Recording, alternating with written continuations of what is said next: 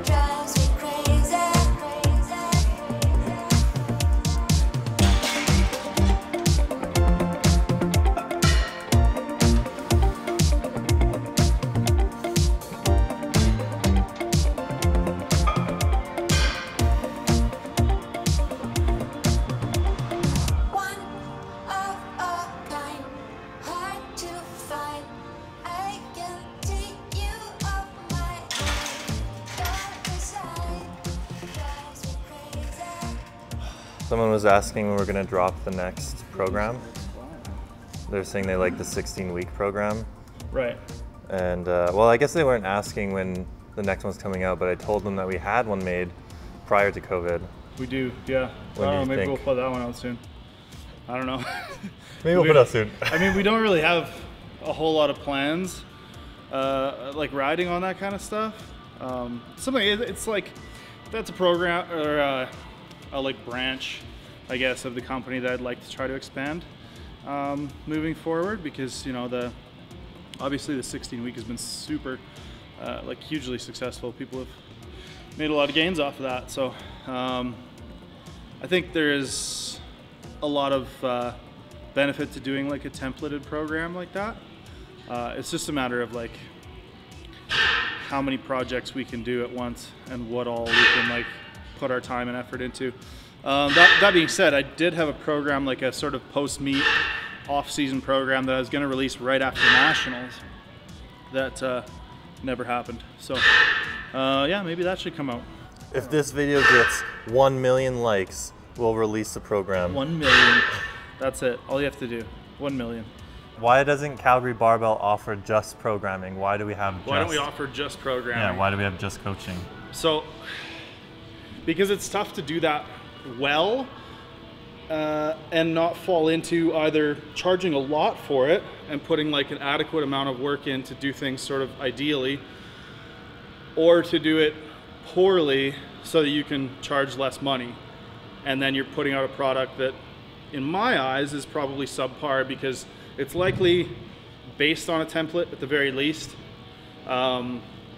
There's no like feedback to course correct and adjust over programming blocks.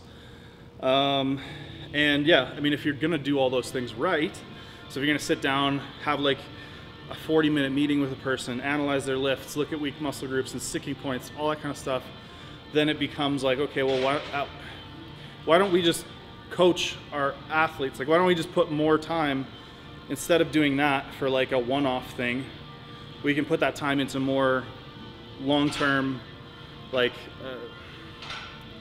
permanent, semi-permanent, whatever, clients, right? That we actually have a relationship with and rapport, and have built this and are doing that work of figuring out what works and what doesn't, and like analyzing and modifying and fine-tuning training and programming, because that generally is more rewarding for both the athlete and the coach. So anyways, long-winded way of saying, like, we'll probably sell some more templates, but I don't think, now I've said that we're not gonna do stuff before and then we've done it, like the full day of eating video that's coming out soon. But yeah, we'll see. It's likely not soon. It's not really on the radar to do like a just programming option. That being said, I think Taylor's doing, I talked to him this morning, I think he's doing like a like more limited coaching type thing. So I mean, I might be eating my words as I speak because we're developing a just coaching or a just programming program within Calgary Barbell. Basically, I don't know. It's a long philosophical question about whether or not you want to invest your time in something you feel you can't do adequately without charging people a whole bunch of money, and then you might as well just charge for full coaching. But we're working on stuff. I don't know. Welcome to my brain.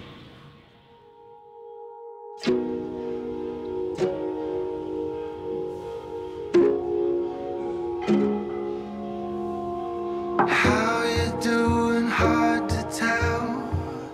Kinda tired and overwhelmed. Wide awake and in my head, making friends with fear again. Keeping up and stressing out. Baby, don't believe the doubt. It's what you tell me every night.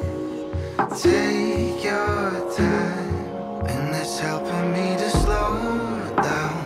Take it in stride. Took another fall, but I feel alright. I know now you're the right type, keeping me loose in a world wound tight. Let's slow down. You're helping me to slow down. I was gonna say that this is probably the best start to squatting, raw squatting, that I've had in a block since I hit that 320. So that's very exciting. What did you do? Very like mentally good. I don't know. So I squatted 260 for single, and then 4 sets of 3 at 227.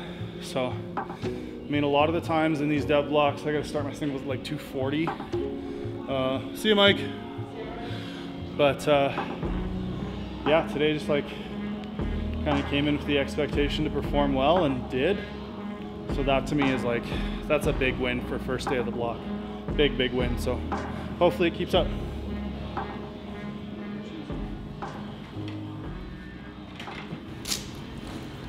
So I think a couple of people were asking about your precision shoes. Some people want to have like a review on them, but I mean, how do you like them? I mean, I don't know. Like, shoe reviews to me are such a weird thing because it's like, what can you really say about a shoe? I know we've done them before, definitely, but it feels like to do a full video. I mean, the Sabo deadlifts were a bit different because there's a lot of controversy about them. Yeah, but I think people want to know like No, I totally get it. Quality. I think, like, really quick, they are they're, I think, handmade. They're like suede. The construction's really good, really solid. The soles are really grippy. They feel like a shoe that'll last me like 10 years.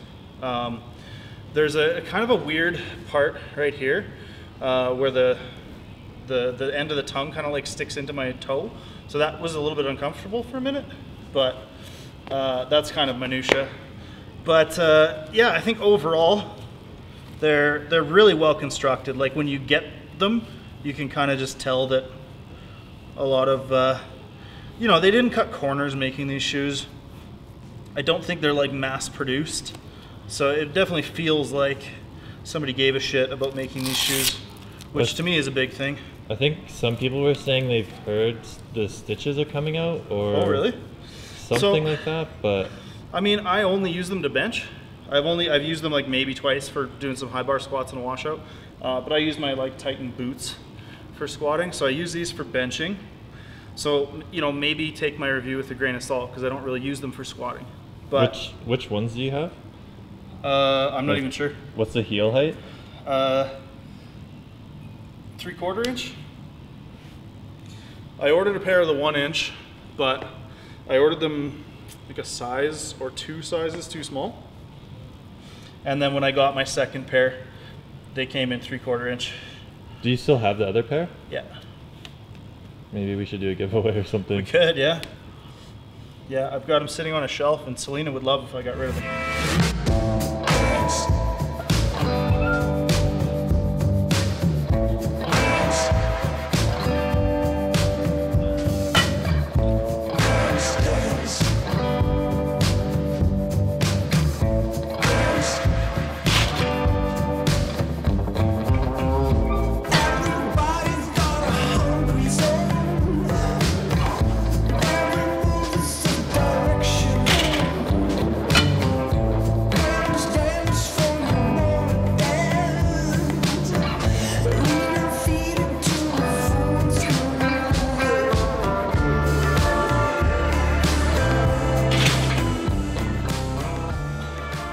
said you wanted to ask me a question.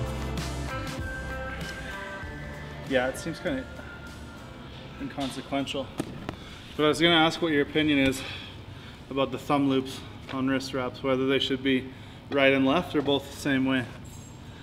What do you think? You think I actually care about something like that? I don't know. You have opinions about a lot of things. I don't think I even especially realized, when it comes to how things should optimally be done. I don't think I even realized that the thumb loops are left and right. Oh. I don't even use the thumb loops. Do you use wrist wraps? I use wrist wraps, but I just hold on to the actual wrap. How do you wrap your wrists? I hold on to the wrap itself too, but I do put the thumb loop on, so when it's on the wrong side, it really messes me up. Yeah, I don't use the thumb loop, so it doesn't really matter to me. Well, fine. Viewers, what do you think? Thumb loops right and left, or both on the same side? But I have a question for you. Go ahead. Do you think strongman is a good off-season training protocol, I guess you could say, for like powerlifting? Training method, maybe? Yeah. For a powerlifter in the off season? Yeah. So here's the thing. Is it like optimal? I guess maybe is the answer, but probably not like absolutely optimal. You're probably better off doing like varied rep ranges, varied or more specific variations using funky bars, bands, chains, whatever, like that kind of stuff in the off season. Probably, again, like this is all sort of contextual. But the strong, or the argument for using strongman in the off season would probably be that it's novel. So it's like totally different. It's probably a bunch of stuff that you suck at. So there's a lot of like gains to be made. There's a lot of progress, a lot of momentum you can pick up in it that may carry over even just psychologically. And it's also specific enough. Like you're still doing pressing movements. You're still probably doing a lot of deadlifting. You know, you're picking things. Might be tough to justify, like you'd have to find some kind of strongman squat type movements. Because I don't know if yoke is necessarily going to be enough to like keep your squat up. So I would say an ideal off-season strongman program for a powerlifter would look something like keeping the main movements in at least one time a week at a sort of moderate or low intensity, maybe a moderate at most specificity, and then kind of pushing more work into, let's say like the later half of the week. If you do a 4-day week, you do like 2 days of powerlifting stuff, 2 days of just strongman stuff where you're log pressing and like axle cleaning and tire flipping and yoke walking and whatever else you want to do. So I think something like that would allow you to kind of keep a lot of practice, a lot of sort of specific strength in the powerlifting movements, and at the very least maintain that while still doing some other stuff that's novel enough to give you a little bit of a break, like from the monotony of powerlifting. So yeah, the answer is it depends.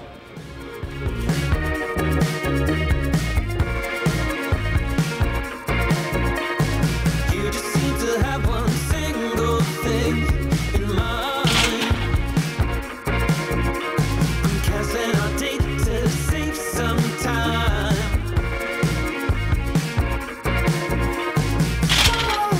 On the edge of life.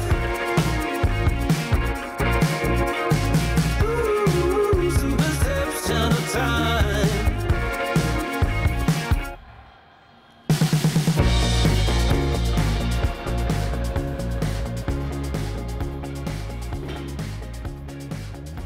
You should probably tell everyone About a 12 RM load. why you're incline benching so light. Why am I incline benching so light? Yeah. Well,